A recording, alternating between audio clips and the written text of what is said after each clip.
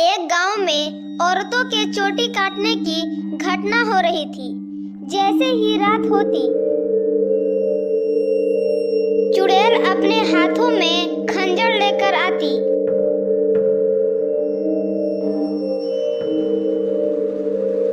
और जो भी औरतें सोती हुई नजर आती, वह चुड़ैल उसका चोटी काटकर वहां से चली जाती। किसी को यह समझ नहीं आ रहा था कि ऐसा क्यों हो रहा है। फिर एक दिन, अरे पूनम, अपने ये बालों को छुपा कर रखो। पूरे गांव में चोटी काटने वाली चुड़ैल की घटना दिन पर दिन बढ़ती ही जा रही है। कहीं उस पागल चुड़ैल की नजर तुम्हारी लंबी बालों पर पड़ गई तो तुम्हारी चोटी काट कर ले जाएगी। अजी, आपको डरने की कोई जरूरत नहीं है। किसी चुड़ैल की इतनी हिम्मत कहाँ कि वह मेरी बालों को हाथ भी लगा सके। अच्छा, ये बात है। जैसी तुम्हारी मर्जी। मेरा काम तो था तुम्हें सतर्क करना। अगर चोटी कट गई तो आंसू टपकाते मेरे पास मत आना। इतना बोलकर पवन वहाँ से चला जाता है। फिर रात होने पर वह चोटी काटने वाली चुड़ैल फिर से गांव में आती है। वह अपनी शिकार को इधर उधर ढूंढ रही होती है कि तभी उसकी नजर घर के खिड़की से एक औरत उसे सोते हुए नजर आती है। वह चुड़ैल उस घर में घुस जाती है और उस औरत की चोटी काट लेती है। जैसे ही औरत की चोटी कटती है, उसकी नींद खुल जाती है। हे भगवान, यह चुड़ैल मेरे घर के अंदर कैसे आ गई? हाय, मेरी चोटी कहाँ गई? अरे मर गई रे, ये चुड़ैल तो मेरी चोटी ही काट ली। तभी वह चुड़ैल उसकी चोटी लेकर वहाँ से उड़ जाती है। तभी वह औरत उसका पीछा करती है।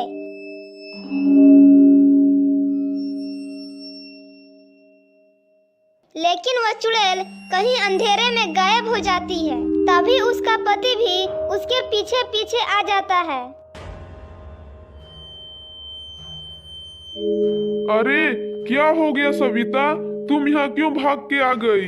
देखिए ना, ये नास मिटी चुड़ैल ने मेरी चोटी ही काट ली और ना जाने अंधेरे में कहाँ गायब हो गई। अरे हाय भगवान, यह क्या हो गया?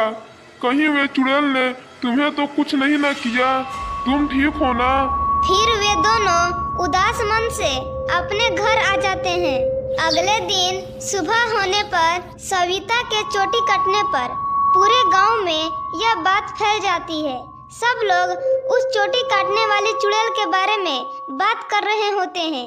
फिर पवन को अपनी पत्नी की चिंता होती है। वह फिर घर चल जाता है। घर पहुंचकर अपनी पत्नी के कमरे में जाता है तो देखता है कि उसकी पत्नी अपने बालों को संवार रही होती है। अरे पूनम, तुम्हें कुछ पता चला? कल रात को मेरे दोस्त उदय की पत्नी की चोटी उस चुड़ैल ने काट लिया। मुझे तो तुम्हारे लिए बहुत डर लग रहा है। कहीं वे चुड़ैल तुम्हारे चोटी ना काट ले।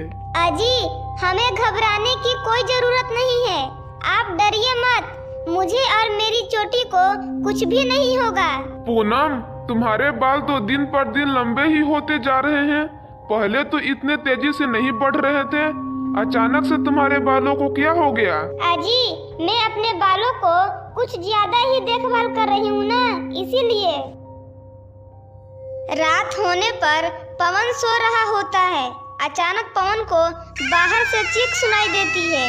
उसकी नींद खुल जाती है। वह इधर उधर देखने लगता है।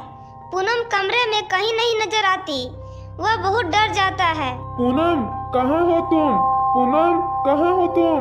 अरे मैं तो मर गई। अब तो ये मेरे बाल ही नहीं है। अब मैं बिल्कुल टकली गंजी लगूंगी। ये डायन चुड़ैल तो मेरी चोटी ही काट के ले गई। हाय, मैं तो लुट गई। अरे ये कैसी आवाजें हैं? लगता है ये चुड़ैल आज फिर किसी औरत की चोटी काट ली। मुझे बाहर जाकर देखना चाहिए। क्या हुआ भाई? यह चीखने की आवाज कैसी थी? सब ठीक तो है ना? नहीं नहीं भाई, ये चुड़ैल आई और इस बेचारी की चोटी काट ली और अंधेरे में गायब हो गई। अरे ओ पूनम, तुम कहाँ हो? हे भगवान, मुझे वापस घर जाना चाहिए। फिर वह वापस अपने घर की तरफ दौड़ पड़ता है। जब वह घर पहुंचता है तो देखता है तो पूनम अपने बालों को सहला रही होती है। वह उसे देखकर हैरान हो जाता है। पूनम, तुम कहाँ चली गई थी? तुम्हें पता है अभी चुड़ैल ने फिर से किसी की चोटी काट ली। क्या तुम्हें बिल्कुल भी डर नहीं लगता? पूनम उसके बातों को अनसुना कर देती है और खुशी खुशी अपने बालों को सहला रही होती है। पूनम के बाल अब और भी ज्यादा लंबे हो गए थे। अरे ये क्या पूनम, तुम्हारे बाल तो एक दिन में ही इतने लंबे हो गए, ये कैसे हो सकता है? पवन पूनम के बाल देखकर घबरा जाता है। उसे समझ नहीं आता कि आखिर यह सब चल क्या रहा है।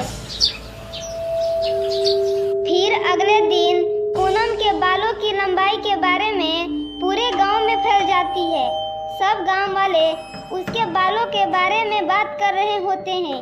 पवन की पत्नी ही चुड़ैल है। पवन उन सारे गांव वालों की बातें सुन रहा होता है। उसे कुछ समझ नहीं आ रहा था कि वह क्या करे।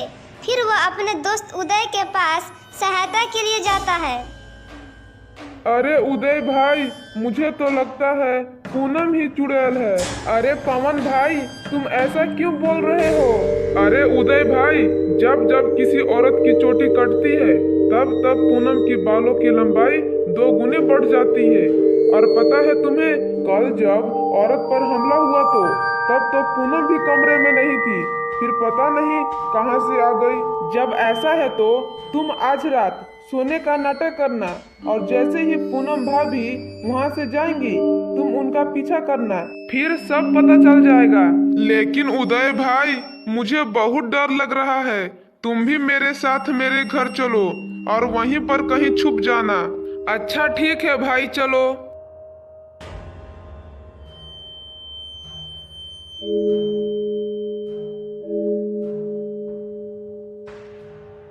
फिर वे दोनों घर आ जाते हैं और उदय अलमारी के पीछे छिप जाता है।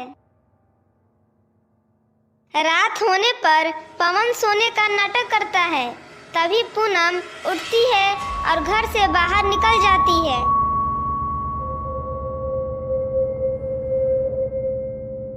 अरे पवन भाई उठो, देखो पूनम भाभी घर से निकल गई।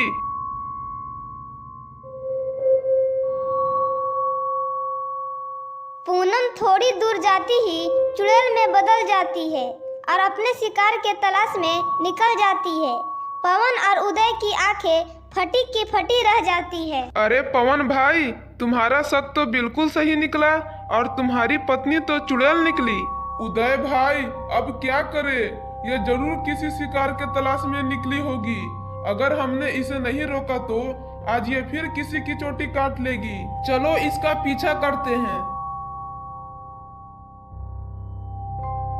फिर थोड़ी दूर जाने के बाद एक जगह रुक जाती है। फिर वह इधर उधर अपने शिकार को ढूंढ रही होती है कि तभी चुड़ैल की नजर एक घर पे पड़ती है और वह उस घर के अंदर घुस जाती है। वहाँ उसे एक औरत सोती हुई नजर आती है। अरे वाह, इस औरत के तो बहुत लंबे लंबे बाल हैं। आज तो मैं इसे ही अपना शिकार बनाऊंगी। तभी पवन और उदय भी वहाँ पहुँच जाते हैं। ए चुड़ैल, वहीं के वहीं रुक जा, वरना हम तुम्हें उल्टा लटका के मारेंगे। ए पूनम, तुम यह सब ठीक नहीं कर रही हो।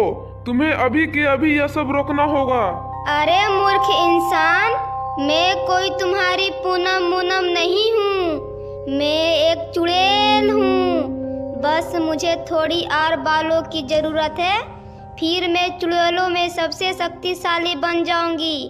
फिर हर तरफ मेरा ही राज होगा। पवन भाई, तुम इसे बातों में उलझा के रखो, मैं अभी इसका चोटी काटता हूँ।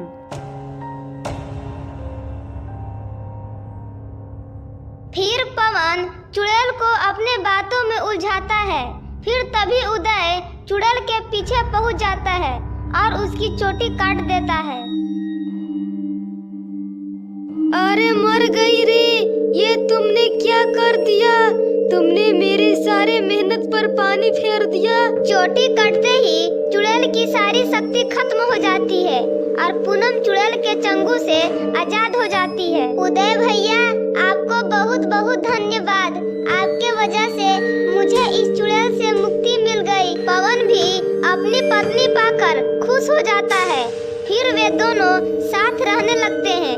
इस तरह गांव वालों को चोटी काटने वाली चुड़ैल से मुक्ति मिल जाती है और वे लोग खुशी खुशी रहने लगते हैं।